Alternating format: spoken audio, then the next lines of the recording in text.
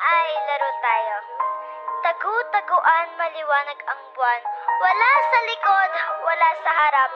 Pagbilang ka ng 3 at magtatago na ako. 1, 2, 3. Pero teka, magtatago pa ba ako? Nung sa harapan mo na nga ako, hindi mo na ako makita. Paano pa kaya kung nagtago pa ako?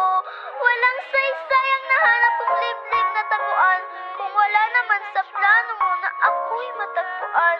Para saan pa ang pagtatago ko kung iba naman ang hinahanap mo?